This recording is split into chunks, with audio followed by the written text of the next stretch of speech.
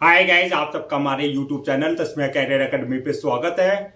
Guys, आज जो हम आपको डिटेल देने जा रहे हैं वो देने जा रहे हैं यूपी पीआर पीबी रिक्रूटमेंट 2025 के नोटिफिकेशन के बारे में।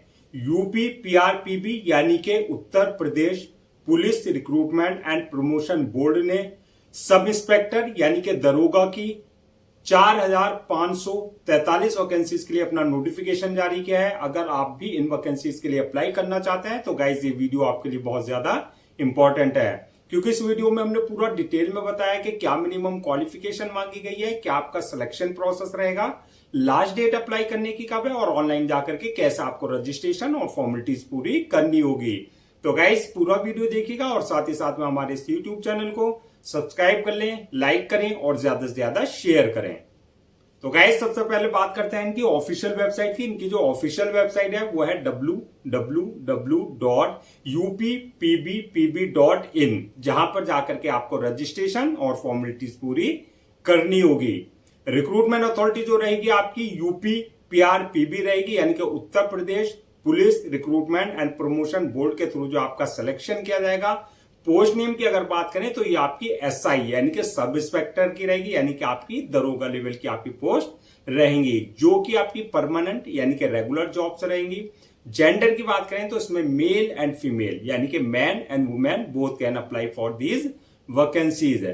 टोटल वैकेंसी जो आपका 4,543 वैकेंसीज के लिए नोटिफिकेशन जारी किया गया है। जॉब लोकेशन की अगर बात करें तो सिलेक्शन होने के बाद जो है आपका जो है यूपी में ही आपकी यानी कि उत्तर प्रदेश में ही पोस्टिंग आपकी दी जाएगी। अप्लाई मोड आपका ऑनलाइन रहेगा, ऑफलाइन किसी भी तरह का कोई कम्युनिकेशन या कॉरेस्पॉन्डेंस नहीं किया जाएगा। इसके जो रजिस्ट्रेशन स्टार्ट हो गए हैं 12 अगस्त 2025 से रजिस्ट्रेशन स्टार्ट हो चुके हैं और लास्ट डेट जो है रजिस्ट्रेशन की यानी कि अप्लाई करने की वो है 11 सितंबर 2025। तो 11 सितंबर 2025 से पहले पहले आपको इनका ऑफिशियल पोर्टल पर जाकर के अपना रजिस्ट्रेशन और फॉर्मेलिटीज पूरी कर लेनी है। अब बात करते हैं रिटर्न एग्जाम डेट की। तो रिटर्न एग्जाम डेट अभी अनाउंस नहीं की गई है, उसकी डेट जल्दी ही इनके ऑफिशियल पोर्टल पर रिटर्न एग्जाम डेट भी अपडेट कर दी जाएगी। एडमिट कार्ड की अगर बात करें तो एडमिट कार्ड जो भी आपकी रिटर्न एग्जाम डेट आएगी उसके 2 या 3 दिन पहले आप अपना एडमिट कार्ड जो है इनके ऑफिशियल पोर्टल से डाउनलोड कर सकते हैं। अब नेक्स्ट बात करता है कि आपकी एप्लीकेशन फीस क्या रखी गई है। तो एप्लीकेशन फीस की अगर बात करें तो अगर आप जनरल, ओबीसी या ईडब्ल्यूएस इस कैटेगरी में आते हैं तो आपके लिए एप्लीकेशन फीस 500 रुपए रखी गई है, और अगर आप एससी और एसटी इस कैटेगरी में फॉल करते हैं तो आपके लिए एप्लीकेशन फीस 400 रुपए रखी गई है।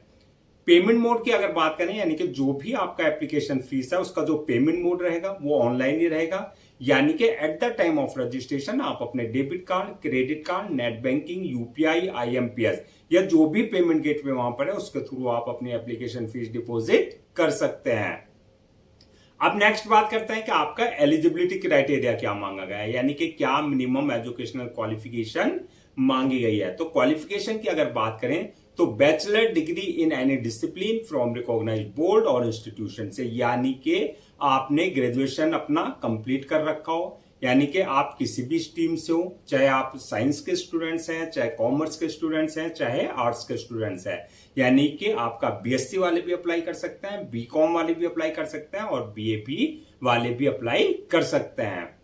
एज लिमिट की अगर बात करें तो इसमें मिनिमम 21 साल और मैक्सिमम 31 साल रखी गई है। 21 और 31 के बीच में अगर आपकी एज है तो आप इन वैकेंसीज के लिए अप्लाई कर सकते हैं। Age relaxation as per government rules and regulations, जो रिजर्व कैटेगरीज वाले हैं उनको जो एज रिलैक्सेशन दिया जाता है वो प्रॉपर उनको एज रिलैक्सेशन दिया जाएगा। अब नेक्स्ट बात करते हैं कि आपका सिलेक्शन प्रोसेस क्या रहेगा, यानी कि किस बेसिस पे आपका सिलेक्शन किया जाएगा। तो इसमें मल्टीपल स्टेजेस रहेंगे जो आपको क्लियर करनी होगी। फर्स्ट स्टेज जो रहेगी आपकी रिटर्न एग्जामिनेशन की रहेगी, यानी कि आपका रिटर्न एग्जाम कंडक्ट किया जाएगा। जो रिटर्न क्वालिफाई कर लेंगे सेकंड स्टेज रहेगी उनकी पीएचटी एंड पैट की। पीएचटी यानी कि फिजिकल स्टैंडर्ड टेस्ट, पैट यानी कि physical efficiency test. PHT PET में आपसे जो आपका टेस्ट होगा, जैसा आपका जो है हाइट, आपकी चेस्ट, आपकी वेट, आपका हाई जंप, आपकी लॉन्ग जंप, आपकी रनिंग, इस टाइप का जो है आपका टेस्ट लिया जाएगा। जो पीएचडी पैट क्लियर कर लेंगे, थर्ड स्टेज रहेगी डॉक्यूमेंट्स वेरिफिकेशन की, यानी कि at the time of registration जो भी अपने अपने डॉक्यूमेंट्स अपने अपलोड किए हैं वो सारे आपके डॉक्यूमेंट जो है ओरिजिनल चेक किए जाएंगे, यानी कि वेरीफाई किए जाएंगे। और लास्ट स्टेज जो होगी मेडिकल एग्जामिनेशन की, यानी कि जिस पोस्ट के लिए आपने अप्लाई किया है, जो आपकी दरोगा की भर्ती है यानी कि सब इंस्पेक्टर की भर्ती है, उसके लिए देखा जाएगा कि आप फिजिकली और मेंटली पूरी तरीके से फिट हैं या नहीं है, यानी कि मेडिकली पूरी तरीके से आप फिट होने चाहिए। तो ये मल्टीपल स्टेजेस रहेंगी जो आपको क्लियर करनी होगी। अब बात करते हैं जो आपका ये रिटर्न एग्जाम होगा, जो फर्स्ट स्टेज है आपका, फर्स्ट फेज जो है उसका क्या एग्जाम पैटर्न रहेगा, क्या उसका सिलेबस रहेगा। तो सबसे पहले बात करते हैं हम एग्जाम पैटर्न की। तो एग्जाम पैटर्न, ये आपका जो एग्जाम कंडक्ट किया जाएगा ये ऑफलाइन लिया जाएगा, यानी कि OMR शीट बेस्ड आपका एग्जाम होगा पेन पेंसिल के थ्रू। दूसरा, आपका जो पेपर के क्वेश्चंस होंगे वो ऑब्जेक्टिव टाइप होंगे, यानी कि MCQ मल्टीपल चॉइस क्वेश्चन होंगे। टोटल क्वेश्चन जो रहेंगे 160 क्वेश्चन रहेंगे, जो कि आपके 400 मार्क्स के रहेंगे। टाइम की अगर बात करें, यानी कि पेपर को सॉल्व करने का जो टाइम दिया जाएगा वो 2 घंटे का आपको टाइम दिया जाएगा, यानी कि 120 मिनट का आपका टाइम दिया जाएगा। नेगेटिव मार्किंग की बात करें, यानी कि रॉन्ग आंसर के लिए जो आपका नेगेटिव मार्किंग का प्रोविजन रखा गया है, यानी कि रॉन्ग आंसर देने पर आपके मार्क्स डिडक्ट किए जाएंगे। मीडियम ऑफ एग्जामिनेशन की अगर बात करें तो हिंदी एंड इंग्लिश, यानी कि दोनों ही लैंग्वेज में पेपर होंगे। जिसमें भी आप कंफर्टेबल हो उसमें आप अपना जो है अपना आंसर दे सकते हैं। तो यह हुआ आपका एग्जाम पैटर्न। अब बात करते हैं कि आपका सिलेबस की, यानी कि सिलेबस क्या रहेगा आपका। तो सिलेबस जो रहेगा, जहां से आपके क्वेश्चंस पूछे जाएंगे, वो 4 सेक्शन में डिवाइड होगा। फर्स्ट सेक्शन जो रहेगा आपका जनरल हिंदी का, जिसमें 40 क्वेश्चन रहेंगे आपके, ठीक है। जो ये 40 क्वेश्चन जो आपके 100 मार्क्स के रहेंगे। दूसरा जो रहेगा आपका बेसिक लॉ, कॉन्स्टिट्यूशन और जनरल नॉलेज का, यानी कि जीके का आपका, इसमें भी 40 क्वेश्चन होंगे, 100 मार्क्स के रहेंगे। थर्ड सेक्शन जो होगा न्यूमेरिकल एंड मेंटल एबिलिटी का होगा, इसमें भी 40 क्वेश्चन 100 मार्क्स के रहेंगे। और लास्ट जो सेक्शन होगा वो होगा mental aptitude, IQ and reasoning ability का, ये भी 40 क्वेश्चन और 100 मार्क्स के रहेंगे। तो इस तरीके से आपके जो है 160 क्वेश्चन जो कि आपके 400 मार्क्स के रखे गए हैं। अब बात करते हैं सैलरी एंड अलाउंसेस की, यानी अब पहले बात कर लेते हैं कि इसका जो मेरिट लिस्ट बनेगा वो किस बेसिस पे बनेगा। तो फाइनल मेरिट लिस्ट जो बनेगी आपकी, जो आपने रिटर्न एग्जाम अपने दिया है उसमें जो मार्क्स आपने ऑब्टेन किया उस बेसिस पे आपकी फाइनल मेरिट लिस्ट तैयार की जाएगी। अब बात करते हैं सैलरी एंड अलाउंसेस की। तो सैलरी अलाउंसेस की अगर बात करें तो आपकी जो सैलरी होगी उसका जो पे स्केल होगा वो 9,300 से लेकर के 34,800 का होगा, जो कि आपका ग्रेड पे 4200 का रहेगा। Plus allowances and others benefits की अगर बात करें तो as per government rules and regulation, जो यूपी गवर्नमेंट के रूल्स हैं, जो एक SI को दिए जाते हैं, वो सारे अलाउंसेस एंड अदर्स बेनिफिट जो है वो प्रॉपर दिए जाएंगे।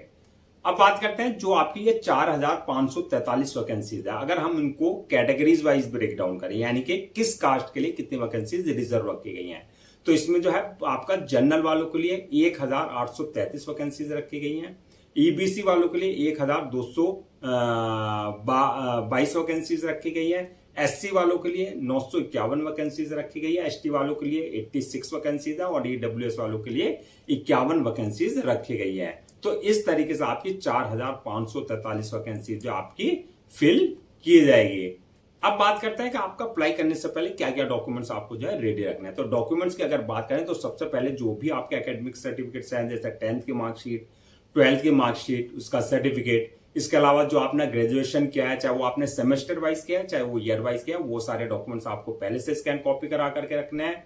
इसके अलावा जो आपका बर्थ सर्टिफिकेट, यानी कि 10th की मार्कशीट में अगर डेट ऑफ बर्थ मेंशन नहीं है तो बर्थ सर्टिफिकेट आपके पास कंसर्न अथॉरिटी से होना चाहिए। इसके साथ साथ जो है आपका इनकम सर्टिफिकेट, आपका कास्ट सर्टिफिकेट, आपका जो है डोमिसाइल, ये इस तरह के सारे जो भी सर्टिफिकेट्स हैं, अगर आप इनका किसी भी बेसिस पे कोई रिजर्वेशन ले रहे हैं तो ये सारे सर्टिफिकेट आपके पास कंसर्न डिपार्टमेंट और कंसर्न अथॉरिटी से आपके पास होने चाहिए। इसके अलावा ID proof, address proof, passport size photo, signature वगैरह, ये सारे डॉक्यूमेंट्स आपको पहले से स्कैन कॉपी करा करके रखने हैं।